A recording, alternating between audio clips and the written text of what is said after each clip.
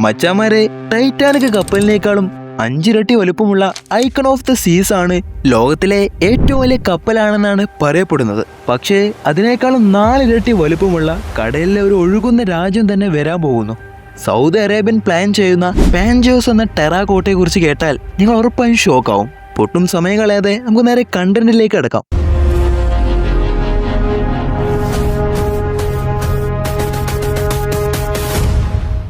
ഇതൊരു സാധാരണ കപ്പലോ ഒരു ആഡംബരമായിട്ടോ അല്ല നിർമ്മിക്കുന്നത്.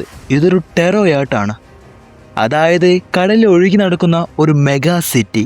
ഇതിൻ്റെ രൂപം എന്ന് പറയുന്നത് ഒരു കൂറ്റൻ കടലാമയുടെ ആകൃതിയിലാണ് ഈ ഒരു ഡിസൈൻ ചെയ്തു വെച്ചിരിക്കുന്നത്.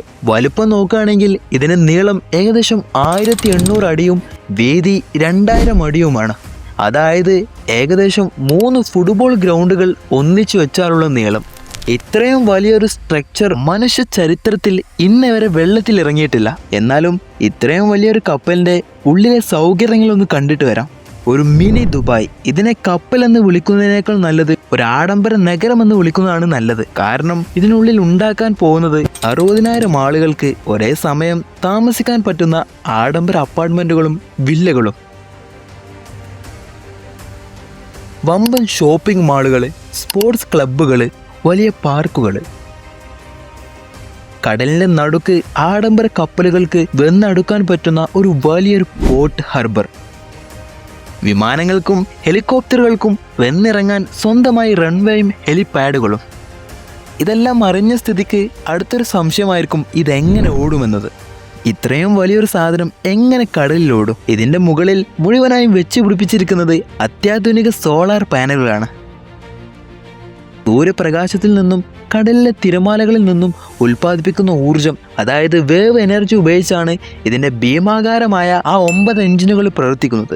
ഇതുകൊണ്ട് തന്നെ പരിസ്ഥിതിക്ക് ഒട്ടും കോട്ടം തട്ടാതെയും ഇന്ധനം നിറക്കാതെ കാലകാലോളം ഇതിന് കടലിൽ ഒഴുകി നടക്കാൻ പറ്റും.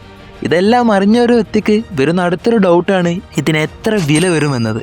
ഇറ്റാലിയൻ ഡിസൈനറായ പിയർ പോളോ ലെസാരിയനാണ് ഈ ഒരു ഡിസൈൻ ചെയ്തു വച്ചിരിക്കുന്നത്. സൗദി അറേബ്യയിലെ അബ്ദുള്ള കിങ് പോർട്ടിലാണ് ഇതിൻ്റെ നിർമ്മാണം പ്ലാൻ ചെയ്യുന്നത്. ഇതിൻ്റെ ഏകദേശം നിർമ്മാണ ചെലവെന്ന് പറയുന്നത് $8 ബില്യൺ. അതായത് ഏകദേശം ഇന്ത്യൻ റുപ്പീസ് നോക്കുകയാണെങ്കിൽ 66,000 കോടിയിലധികം ചിലവാകും. പണി തീരാൻ കുറഞ്ഞത് 8 വർഷമെങ്കിലും എടുക്കും. പണി പൂർത്തിയായി കഴിഞ്ഞാൽ മനുഷ്യൻ ഭൂമിയിൽ നിർമ്മിച്ചതിൽ വെച്ച് ഏറ്റവും വലിയ ഒഴുകുന്ന അത്ഭുതമായിരിക്കും ഈ ഒരു പാൻജിയോസ്. ലക്ഷറിയുടെ അങ്ങേയറ്റമായ ഈ ഒരു ആമക്കപ്പലിൽ ഒരു ദിവസമെങ്കിലും ജീവിക്കാൻ നിങ്ങൾക്ക് ആഗ്രഹമുണ്ടോ?